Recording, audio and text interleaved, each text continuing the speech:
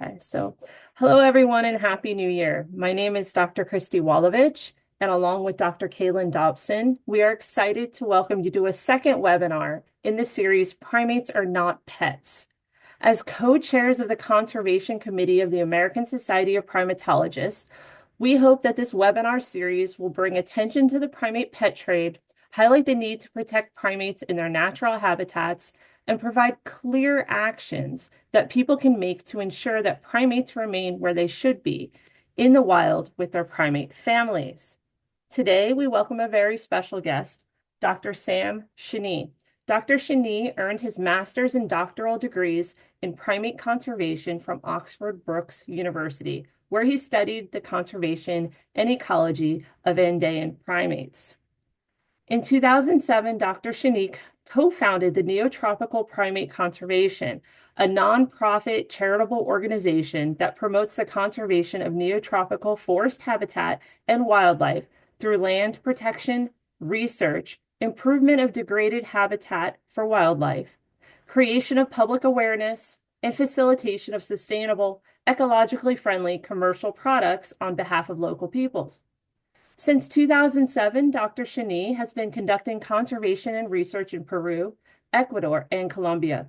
Dr. Shanee currently has over 100 scientific publications, many of which focus on the behavior, distribution, and current threats to South American monkeys, including their trafficking and trade. Today, Dr. Shanee will be speaking about primate hunting and trafficking in the Neotropics. Thank you and welcome. Hi, Christy. Thank you. Thank you for inviting me here today or this evening. And I guess it's get on with the presentation now. Sure, thank you.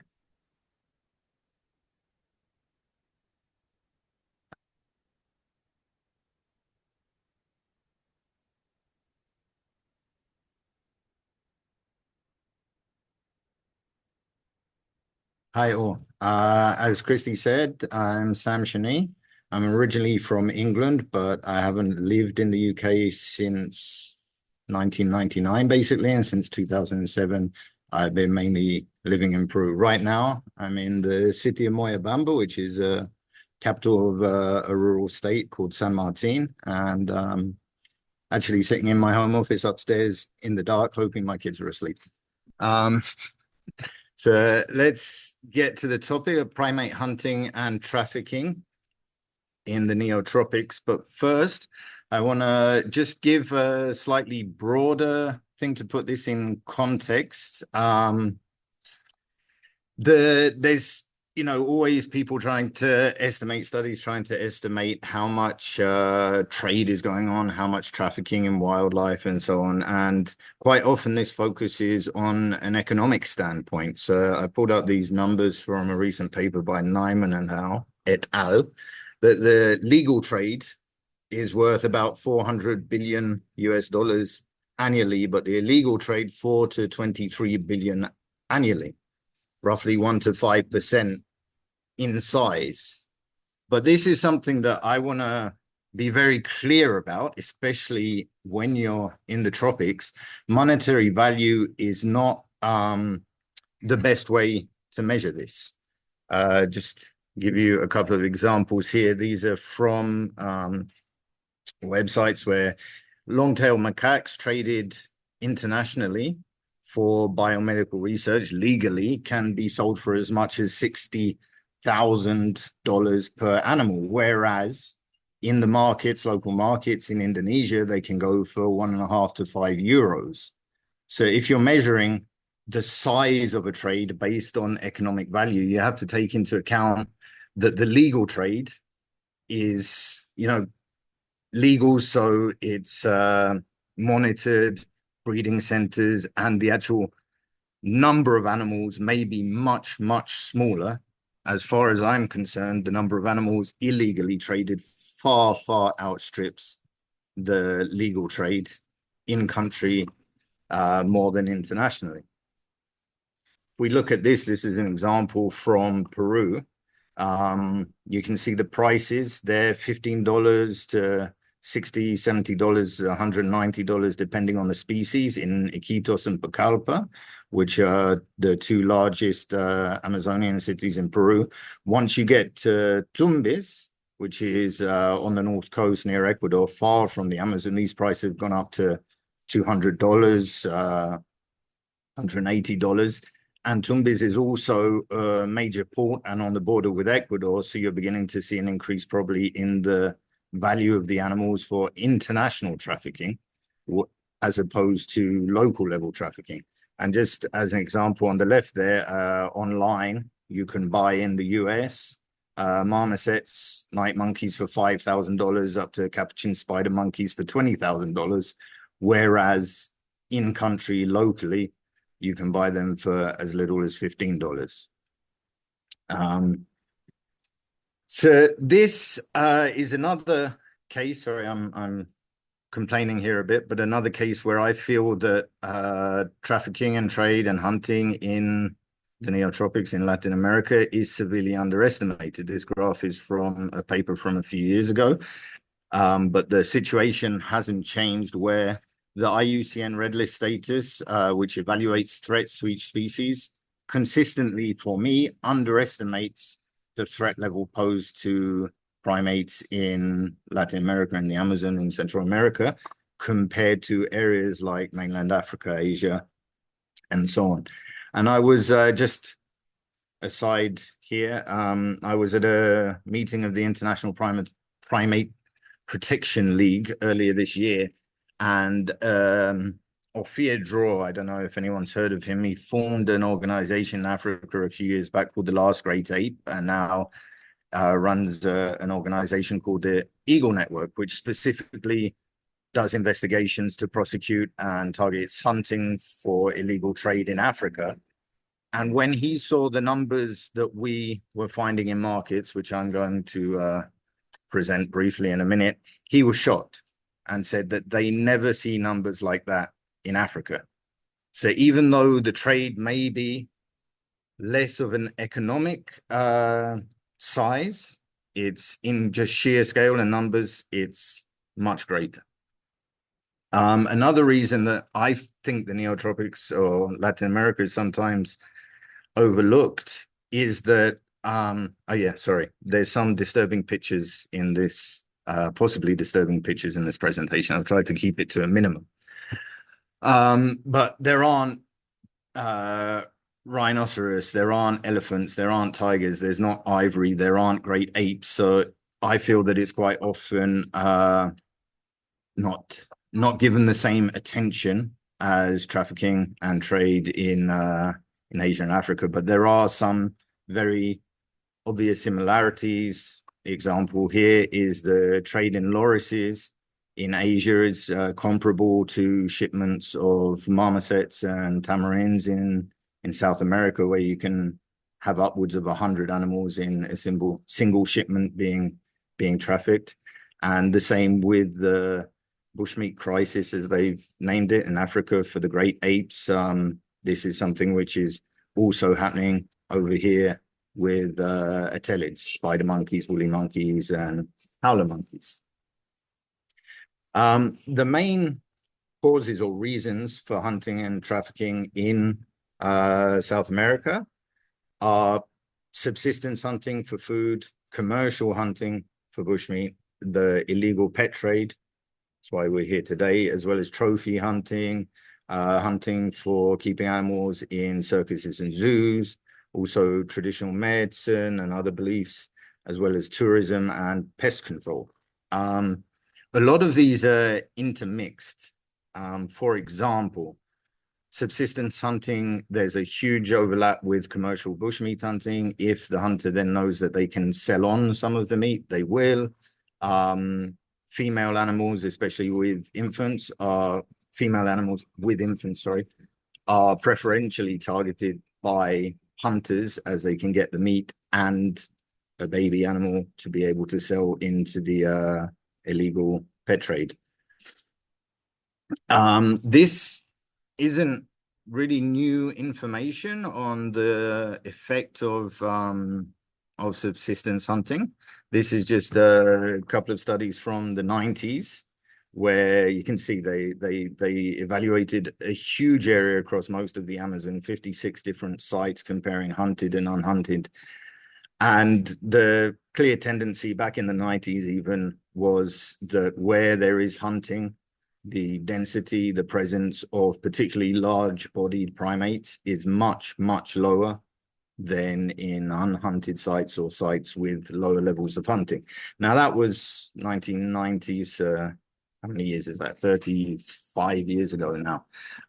Not too long ago, last year and the two preceding years, we did a similar study comparing the density and presence of primates in a hunted site and area with very, very low hunting pressure.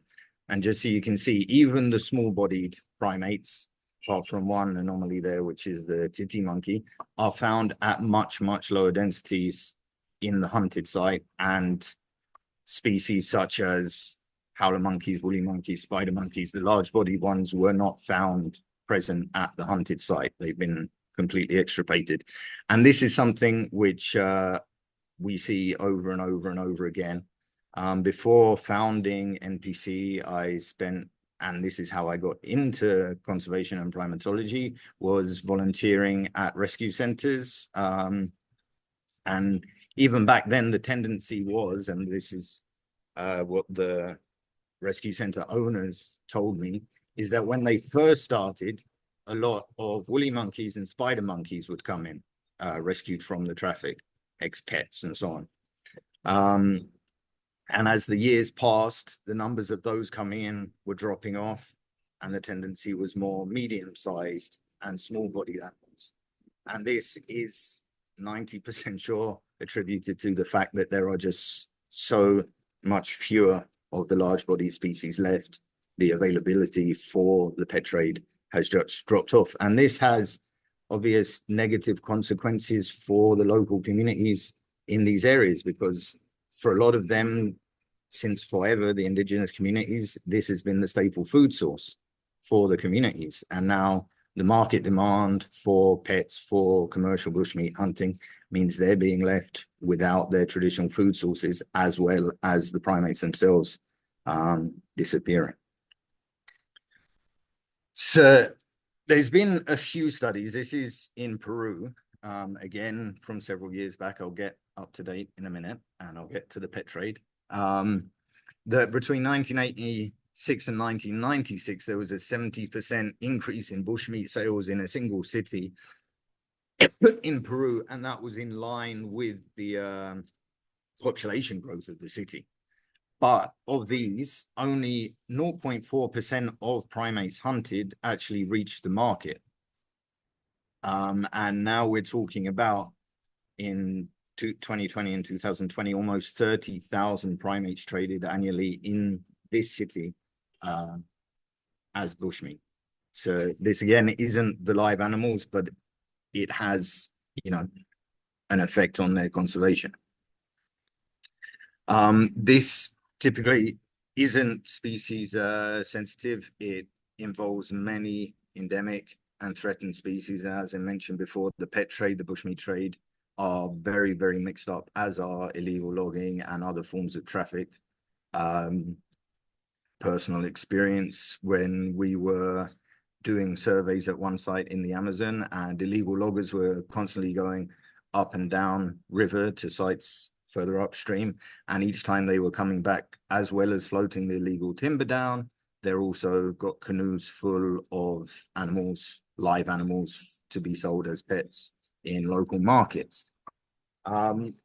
We've also found the existence of large-scale national trafficking networks, and these are most probably linked to international markets. Not going to go into too much detail there, but they do exist. It's not just a like ad hoc operation where, oh, there's a monkey for sale, I think I'll buy it. There are actually, you know, you can request, I want this species or I want that species, and they will get it for you. And the primates live ones being trafficked between cities in Peru are passing along organized routes between organized middlemen. Maybe the hunters and the final market are not connected, but there are definitely organized networks involved. Hunting and for the pet trade and for meat affect the majority of taxa in South and Central America. As I was saying, it's concentrating now on smaller species, partially because of the lack of availability of the larger bodied species, but also just because of the logistics of transporting animals across country. I tried for this and for other talks to get realistic numbers for as many countries and areas as possible across Latin America, and the data is very scarce. You can see some estimates from official sources in Colombia. 2,000 primates were seized from the illegal trade between 2010 2018. Ecuador, smaller numbers. Brazil, the most diverse in terms of primates in the world, had over 4,500. But the thing here is I want you to keep these numbers in mind, few hundred to a few thousand. Okay, these are the official published numbers for certain years that I could find for countries in Latin America. Now, if we get to our work, over a period of 10 years, we were able to get confiscation records officially from the government for a majority of regions in Peru. And these contained records of nearly 100,000 individuals of wildlife being trafficked in the country in that period. And at the same time, one of my colleagues was doing surveys at a selection of markets across the country and recorded almost 50,000 animals during the same period. Primates in the confiscation represented just over 2% of those animals, so of 100,000, 2%. The same for the 50,000 found in markets. Primates represented 10%. They're generally the second most trafficked group for live animals in Peru and in the Americas generally, after birds. What is interesting here is there's only a 50% overlap in the species encountered during in official seizure records and offered in markets, which means in both cases, huge numbers of animals and a huge number of species are not being sold in markets and are not being found in seizures. So there's a whole lot of underground illegal trafficking going on. We estimated that we're only actually detecting 11% of wildlife being sold in markets. During this was 15 markets across different cities in Peru. Only 11%, 10% are being detected. So of that 50,000, you've got to multiply that by 10, and you're getting a realistic number of how many animals are being trafficked, and 10% of that is primates. So we're talking huge numbers. Also, interestingly, we keep our own records of confiscations that we've aided the authorities in, and we compared our own records to that with the official published records, which the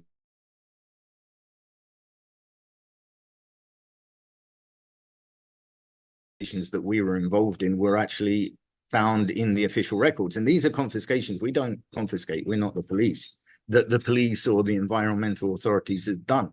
So when you look at official numbers published by governments to say this is how many animals were seized during the year, again, you've got to multiply that by roughly 10 to have, you know, a realistic number of how many are actually being found. And that's Peru. We also recently helped with some colleagues in Ecuador do an analysis of wildlife, not just trafficked, also injured, being received at a vet clinic in Guayaquil, Ecuador's by far largest city. It's not in the Amazon, it's on the coast, but there are native primates and wildlife there. Of 246 animals, of at least 51 species, sorry, included in the clinical records specific statements of trafficking. But once we took into account the native distributions of the species, if they're being seized in Guayaquil on the coast and they're only found in the Amazon naturally, then we can be pretty sure that they were moved to the coast during a trafficking event. And also by looking at the clinical records, maybe they weren't recorded as trafficked or ex-pets, but they showed clear signs of being tied up or chained or other evidence of captivity. This increased to over 1,000 animals. So again, the numbers are just being underestimated consistently. This other study on the right here is a recent publication by colleague Sylvia Atsalis in Mexico. What she did is recopilate, if that's the word, from previous studies. Like, we were only detecting 11% of wildlife in markets being sold live, of different estimates of this. And again, it's on average, people estimate that only 8% of pet trade is being detected in Mexico. So again, similar numbers. There's these clear tendencies across the region. Also, there's these are estimates again from Sylvia Atsalis' publication, looking through previous work, estimating how many animals died on the way to get one primate to market, to the pet trade. So for every live animal you see as a pet, on average, one represents 25% of the number of died. So at least 4 have been killed to get that one to market. So you've got to multiply these numbers, the numbers that we're finding, the several thousand, or those in documents, by 10, by 10, by 10 again, by 5 again, huge numbers. And this is why the pet trade is these are live animals, by the way, having such a drastic effect on conservation, aside from the welfare and ethical issues and so on. So what can be done about it? Well, the obvious one is to report it to the police and the authorities. But unfortunately, that isn't always an effective solution. We have been working with authorities in Peru for almost 20 years. And for a 2.5-year period, we put a public call out on all our social media and other media, asking anyone in the country who has evidence or knows of a case of illegal trafficking or illegal pet keeping of wildlife, that they can report it to us, and we will pass it on to the authorities anonymously, because they don't want to be caught informing on their neighbors. They could get in trouble for it and so on. And we kept records of this, and we followed up on the cases. And in almost half of all cases that we reported, 0 action was taken by the authorities. Another quarter of the cases, the authorities can even find the information on what they did or didn't do to tackle it. Only 3%, 7 cases, ended up with a sentence, and that mainly suspended or just a small fine. So we have this issue of very slow or absent response by the authorities, low number of seizures, little punishment, and the official data is unreliable and at best severely underestimated. So what else can we do? Activism. This photo, I'm gonna tell you a happy story. Now, this photo was the largest open wildlife market in Peru. And in 2015, 10 years ago now, it was demolished after a sustained campaign by our team and others. And in the end, it was actually demolished on reasons of public health. Pandemic has brought that well into focus, the COVID pandemic. It wasn't actually shut down for the illegal wildlife trade and the other illegal activities going on. In that region, in that city, the average number of wildlife confiscations per year up until the demolition of the market was 131. Since then, it's average of 100 a year, which is a small reduction. But what we've found is that enforcement, things like demolishing markets, seizures, and so on at points of sale, is that it doesn't eliminate the trade. It drives it underground and just makes it harder to find. So where previously you'd have several species, primates, turtles, whatever, on display, you now get cases where there's one small, usually a parrot, not a threatened species, not a CITES listed species, on display. And if you get talking to the market stall owner, then they'll be like, oh, so what do you want? And there is now not on display, but the same number of animals and species available for sale into the pet trade. This does, I'm sure, have a positive effect that it's not on display, because it reduces, impulse purchases. Someone happens to see an animal for sale or happens to see a pet monkey or parrot, and they're like, oh, I want one. If you remove that from public sight, then I'm pretty sure it does also reduce the trade. So what do we do? Yes, we carry on with enforcement. We carry on with rescues, but also we really need a change in the perception of wildlife pet keeping in society. We need education. We need education in the cities where the markets are, and we need education in the rural communities which are the source of the animals entering the pet trade. And we need it. Yes, children are the future. We need to educate them, but unfortunately for many species, it's more urgent than that. We need to educate our politicians, governors, authorities to take this seriously. And a happy photo to end with.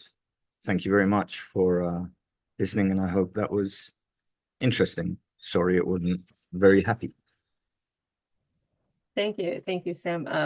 Does anyone have any questions? You can either put them in the chat, or you can just raise your hand and I can try to call on you, and you can unmute yourself.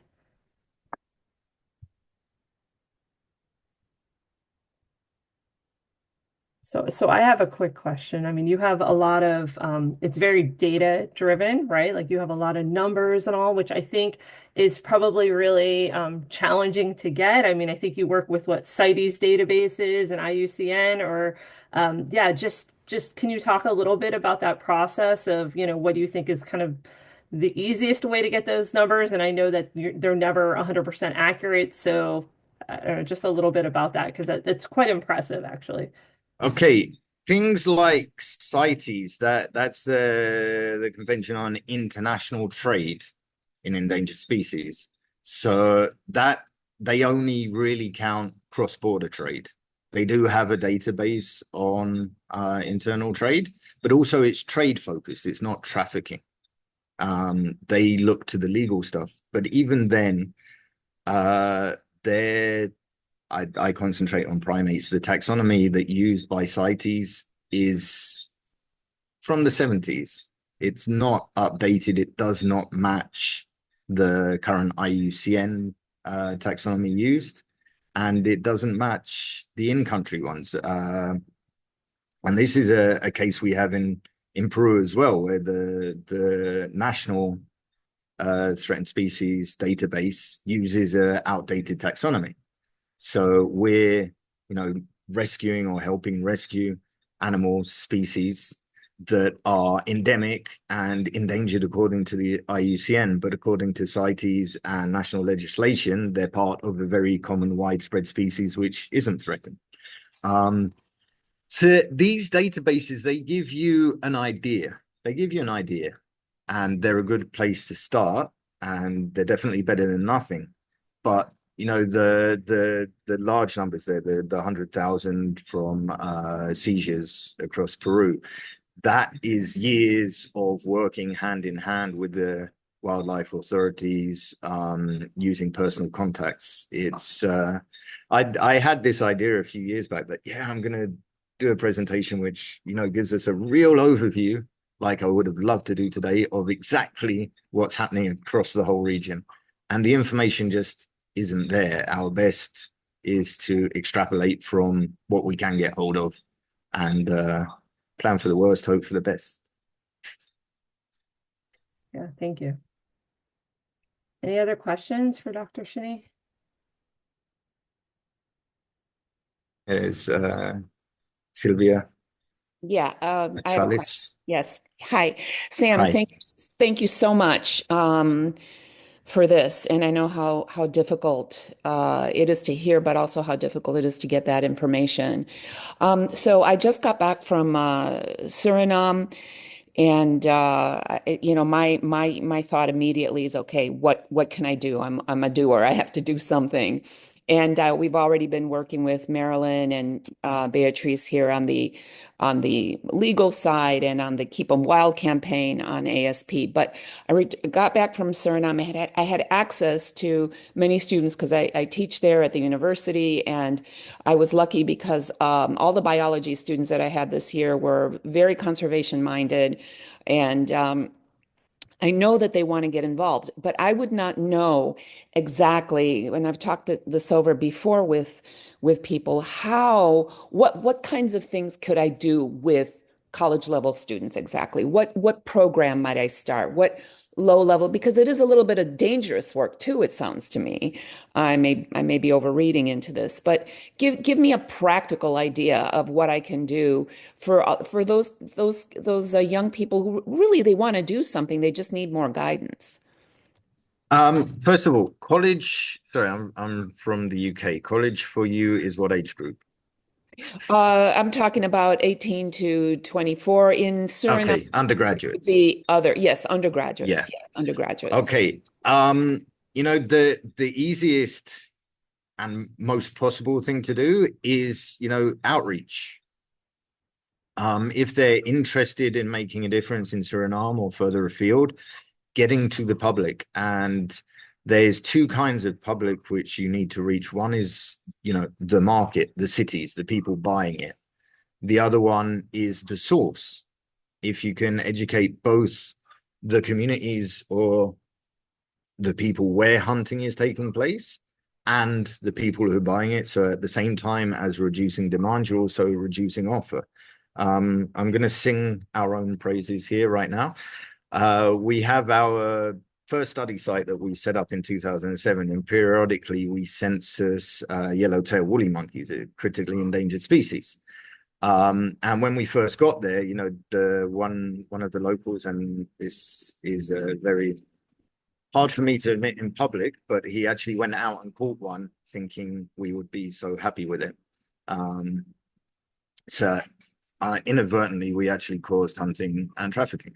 But since then, we know that at least at the field site, and pretty sure the area around it, no hunting of that species has gone on simply through speaking to the people, saying, hey, yes, sometimes you need to eat, you know, wildlife. They are farmers, they have other animals, but sometimes they're off in the forest for days.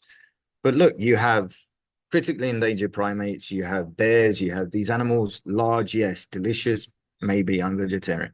But they also reproduce very, very slowly.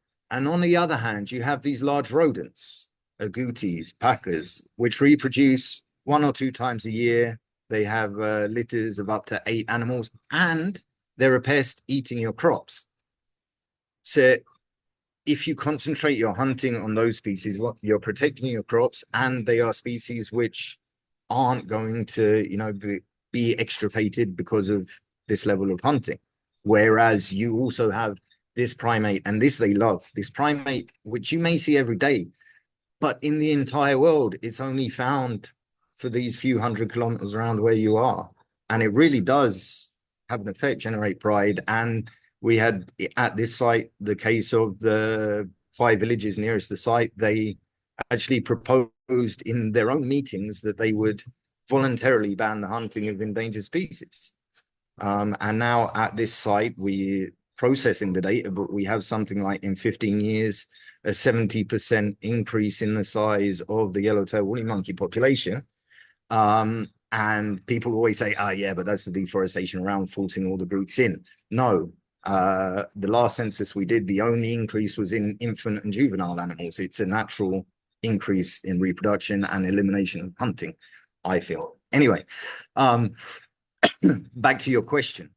Getting the word out, speaking to people at places where there are primates and speaking to people where they're buying primates. That is the most effective, I think, and something which is within reach of undergraduates and anyone. Going into markets, trying to investigate networks, yes, there are dangers involved in it. I'm not the main one involved in that. It takes a certain kind of person to do that. Thank you, Sam. Actually, very excellent and doable things. Yes, thank you so much.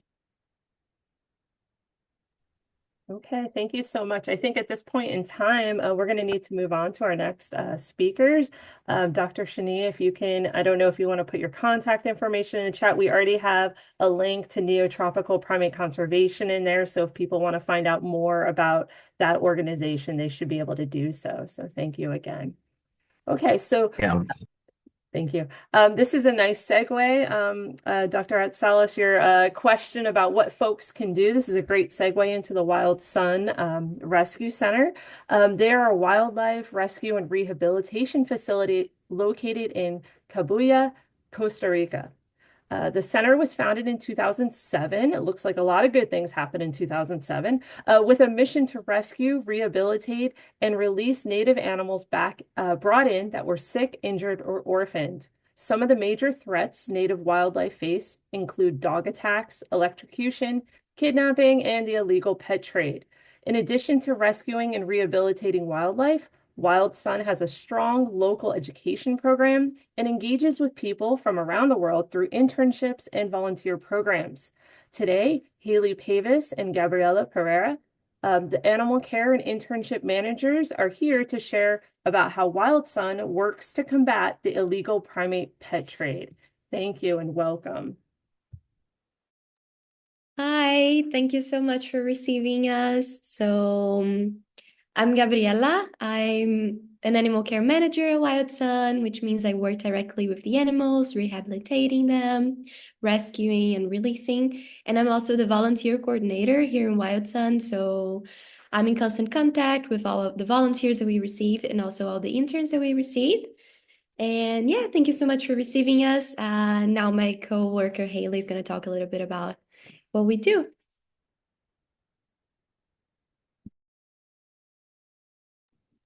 Sorry. I'm Hayley. I'm the internship and animal care manager. So I run the 3-month research internship that we have here for wildlife biology students. Gabriella's going to speak a little bit more about that at the end. But I'm going to start with telling you a bit more about who we are. So Christy did a great introduction there, but as she said, we are a wildlife rescue and rehab centre in the Nicoya Peninsula in Costa Rica. So that's the North Pacific coast. So our aim is always to release animals back into the wild after we receive them, if we can.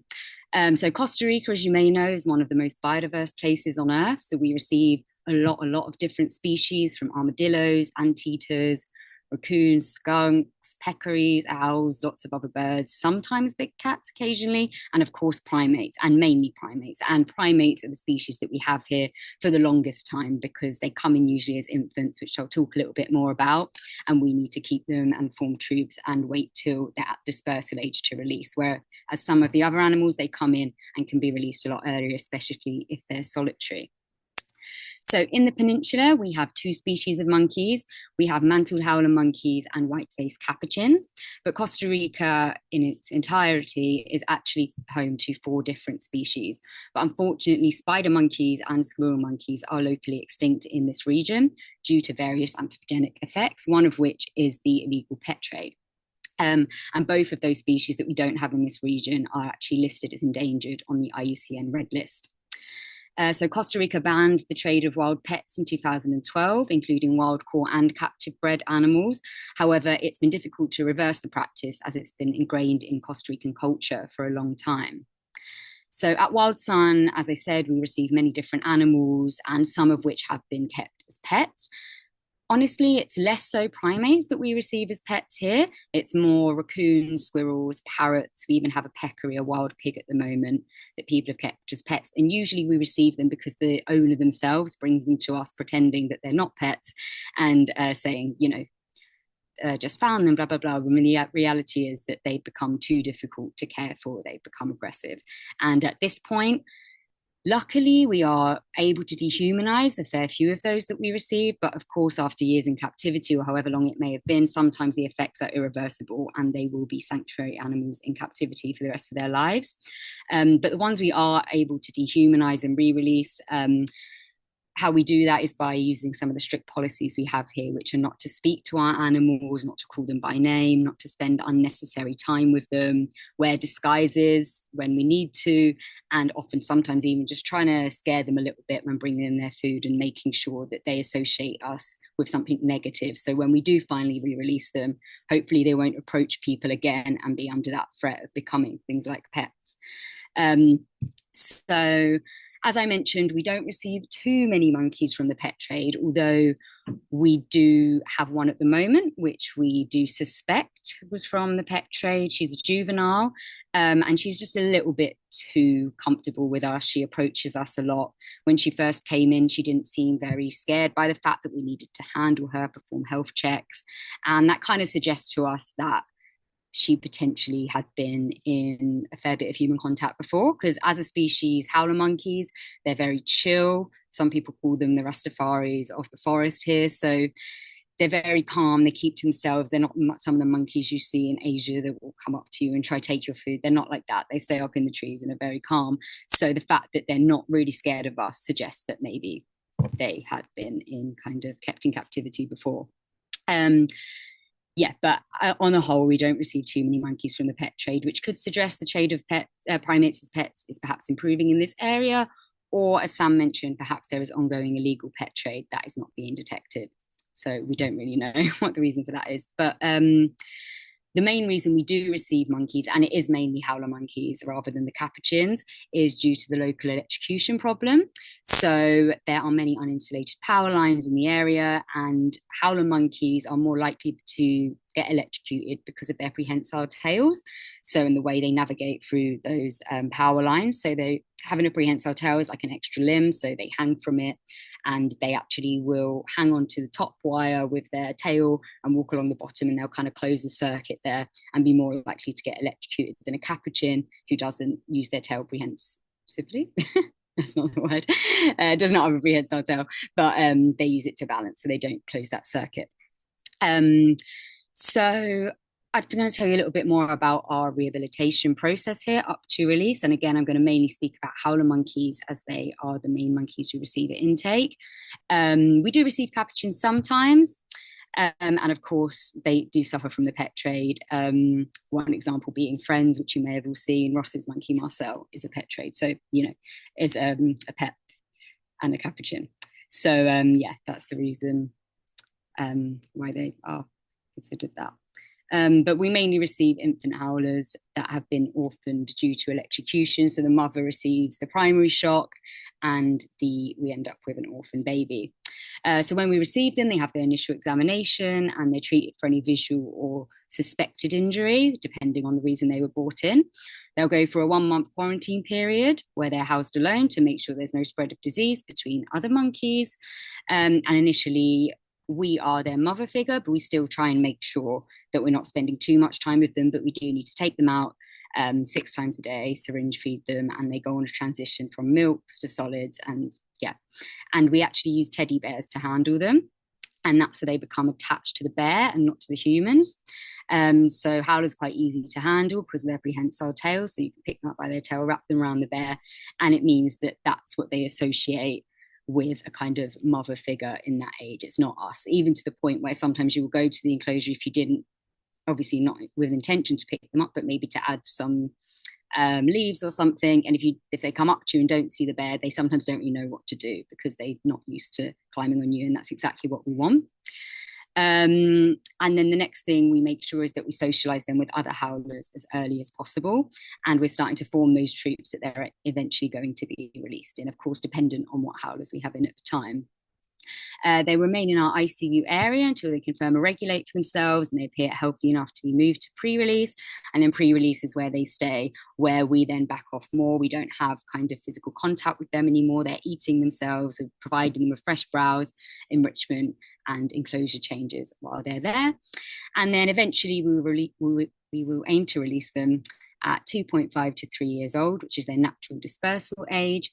And we do that at the field site, which is our final stage of rehabilitation, where they're moved to a large enclosure, very remote in the forest, so they can really practice those climbing skills and those foraging skills. It's open top, so it's very much like their wild environment they will soon be in, but there's no connectivity with the trees. So they stay in there, and then when we think they're ready, we perform a soft release. So that's kind of when they're able to decide when they want to go.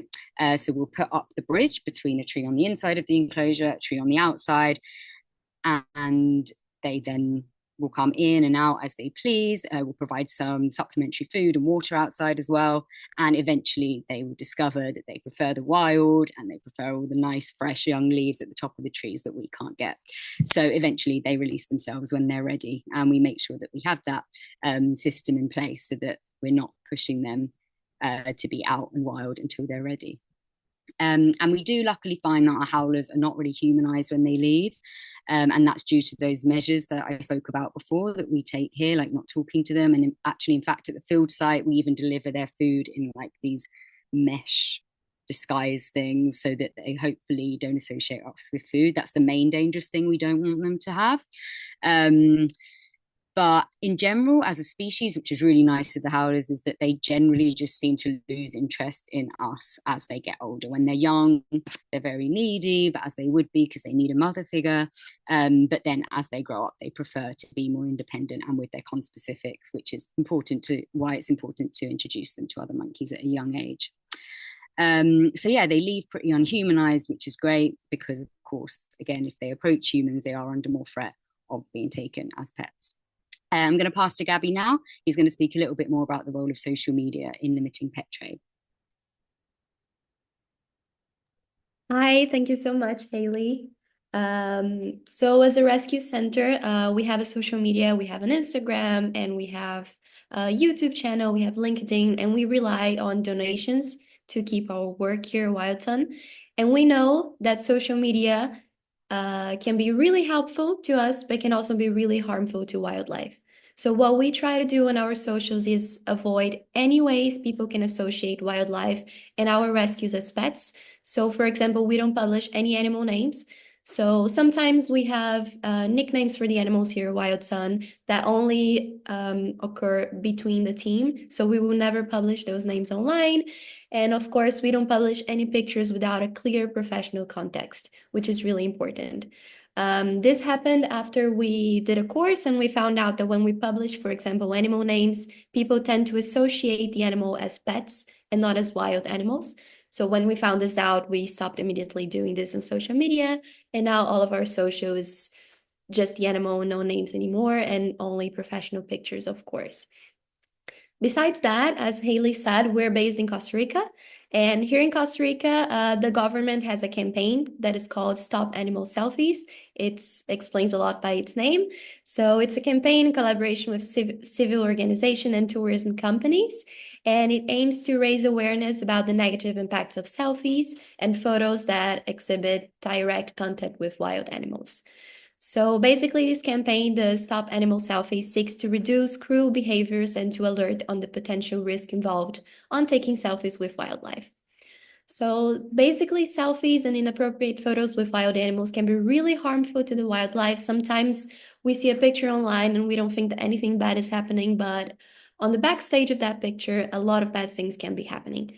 So, for example, stress, the wild animals are not used to being held by humans and can become scared, stressed, and of course, they can become ill. We receive a lot of animals that become really stressed because of human contact.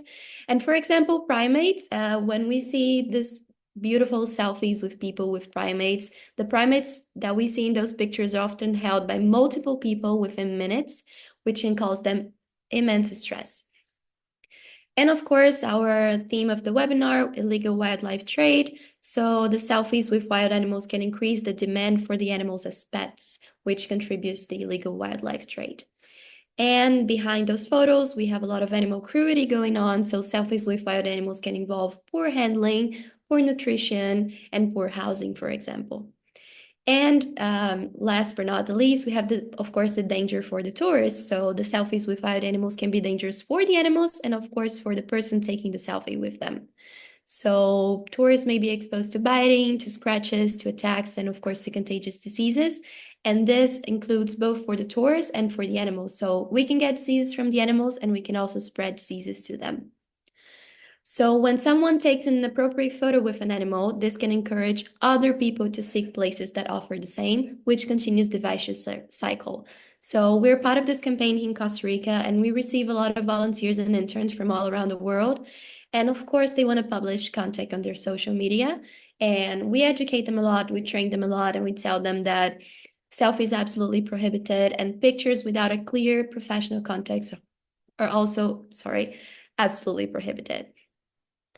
So usually when I receive my volunteers and interns, they're very young, usually. So they're like just got off high school or like 18, 19 years old. And they ask me, okay, how can I know about a nice place to do wildlife tourism? How do I know that I can post a picture or not?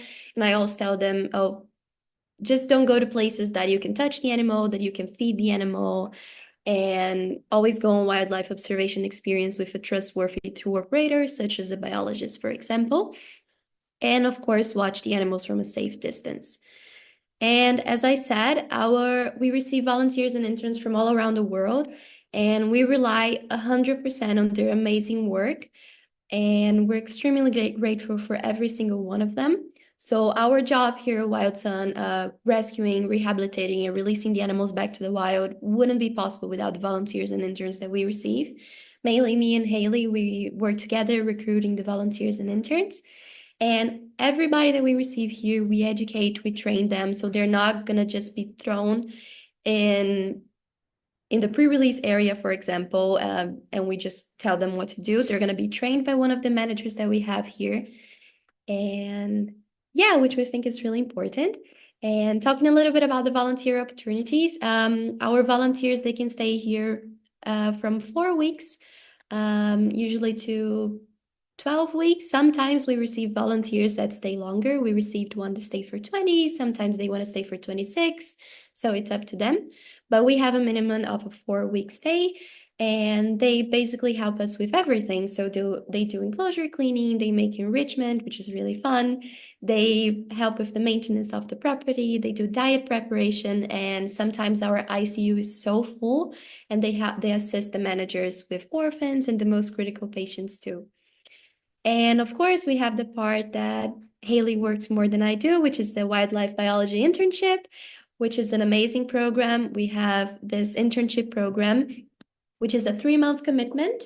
And they basically develop a research project with any topic that they want to, basically, right, Hayley? Mainly the interns that we receive love to develop projects with the howler monkeys, which we have been seeing a lot. So they develop projects regarding their behavior, if they're ready to be released, if they're showing like wild behaviors. And yeah, we've had volunteers in the past that developed internships with habitat surveys and also with the Skull and Macaw Reintroduction program that we have. And yeah, it's a really nice opportunity. I think Kaylin just put in the chat the link for our volunteer opportunities and internships. And Hayley can talk a lot more about the internships since she's really into it.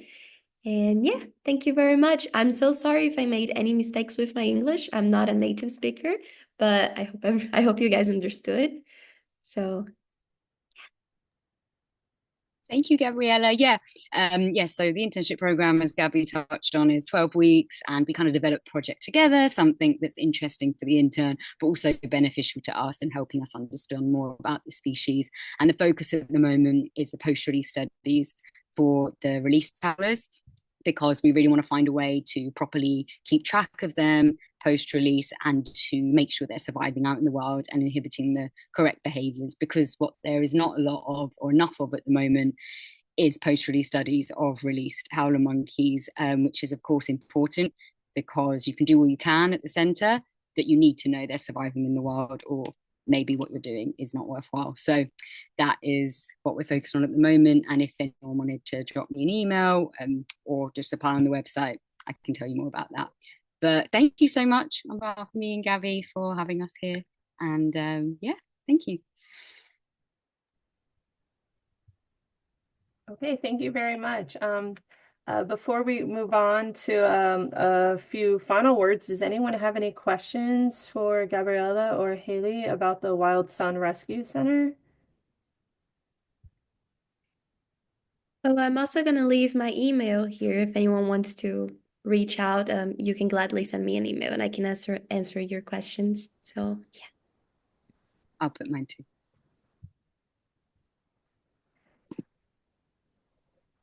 Marilyn? Hi, thank you, Hayley and Gabriella. It's a great talk. Can you tell me where in Costa Rica you're located and what kind of area that you work in? The release area, for example, and whether there are native populations of, I guess, capuchins and howlers in that area. Yeah. So we're on the Nicoya Peninsula, right at the tip actually of the peninsula. So it's the Pacific coast. And can you hear me okay? Sorry, I think it went a bit. Yes. Okay, great. And so we're coastal, but there's a lot of jungle here. Costa Rica is actually very wild. There's lots of nature here. They reforested a lot of land. So luckily, it's a very biodiverse place. And yeah, we have native populations of golden-mantled howler monkeys and white-faced capuchins. As I mentioned, we don't have the other two species. There's an island offshore where there's some spider monkeys, and that was part of a reintroduction effort. But they're not kind of naturally large in population in this area, but more kind of out of the peninsula, you can find the other species as well. But it's a very beautiful place, coastal beaches. Yes, if you're thinking of coming, please do. Thank you. Great. Any other questions for Hayley or Gabriella? Okay. Do we have both of their emails there have they both entered their emails I think we do have contacts for everything. Okay. Thank you. Fantastic. Thank you. And thank you for giving us other ways that people can kind of help out. I know Sam mentioned, kind of getting the word out, education, basically activism. Now you're talking about ways that people can do research and people can do some primate care to help with rehabilitation and sometimes even reintroductions. Okay, I think we have a few slides left, but mainly we're going to wrap it up pretty much here with a little bit about the American Society of Primatologists Conservation Committee and one of the major campaigns that have started through the American Society of Primatologists. So in the previous webinar, Dr. Dobson went over different strategies that everyone can kind of use to alternative ways to seeing and helping primates other than having primates as pets or encouraging primates as pets or taking selfies with primates, which inadvertently encourages them. So I would encourage you to go on to the YouTube and to the American Society of Primatologists Conservation channel, and you can find that first webinar that was back in December on there and watch that. And so all of these slides are posted there. And then we're just going to go on to the Keep 'em Wild campaign.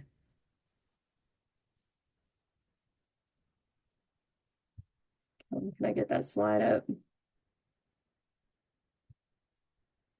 Okay, so yeah, here we go. Okay. And this was an initiative through the Conservation Committee at the American Society of Primatologists. And, basically the goal is to encourage primates to be kept in the wild and not to be used as pets. And we have several folks that have worked on initiating this campaign here with us. If they want to say a few words about the campaign, and then we'll let folks know how they can contribute and help out. Marilyn, did you want to say something? I just put the link to the campaign in the chat. Right. The ASP Great. website. Thank you. Thank you, Sylvia. Yes, the campaign began in September as an educational campaign, particularly focused on the pet trade in the U.S. Like Peru, we don't really know how many primates are kept as pets in the U.S., but we feel that the grassroots approach of trying to get people through social media become more familiar with the dangers that primates are engaged in when they're in a pet trade situation.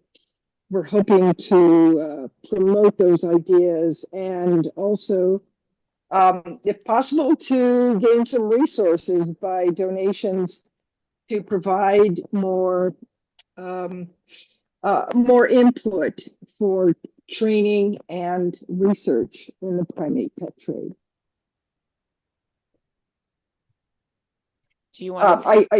I should just add that with the slides that you see on your screen have been coming out about once every other week, and we're going to be they paused for a holiday break, and they were back online by January or so. So via Instagram, Facebook, and LinkedIn, please like the slides and please move them on to your friends and family and students.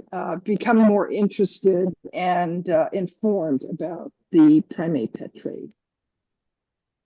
Thank you. Thank you so much. I just wanted to add that the Conservation Committee for the American Society of Primatologists awards small grants every year for conservation purposes. And over the last year, we were able to award over $25,000 in grants for projects that deal with community-led outreach, education outreach, community-based primate monitoring, the effects of examining the effects of habitat loss and hunting on the occurrence of health of primates, and improving conservation salience in primate ecotourism. So making sure that the folks that are engaging in ecotourism are knowledgeable and are confident in what they're talking about and kind of doing things that are actually going to help the primates rather than ultimately hurt them. And so, we're really thankful that we have a good audience here today, and we're hoping that if you can spread the word by sharing the information about the Keep 'em Wild campaign, check us out on this website. Any donations you can make would be greatly appreciated. Even $10 can go a long way for helping. A lot of these projects are all over the world. They're out in Asia, Africa, different parts of the Americas, and that $10 can go a little bit further in some of those places to helping with these primate conservation efforts. So this video will be available on YouTube, and we would ask you to also, you can share with your friends and family, and encourage them to be educated about all of this and to contribute. Anything else from any of the other conservation committee members or I did want to add something that this campaign started now or, last year when it started because of legislation that was coming into the U.S. Congress to pass the Captive Primate Safety Act. And so it's very timely now with the new legislators coming in. We're hoping to that it will be introduced again, and the Captive Primate Safety Act would act to make it illegal to sell or transfer pet primates across state lines. Right now, it's legal. So that's kind of it was the stimulus, I believe, if I remember correctly, for why we're doing the Keep 'Em Wild campaign now. Yeah, thank you. Thank you for sharing that. Okay, well, thank you very much for another great webinar. Thank you to our guest speakers again. We look forward to, we will have one more webinar at least in February. I think it's scheduled for February 13th. And if there's more interest, we'll continue to have some more of these in the future. I learned a lot today. Thank you very much. And I appreciate your time.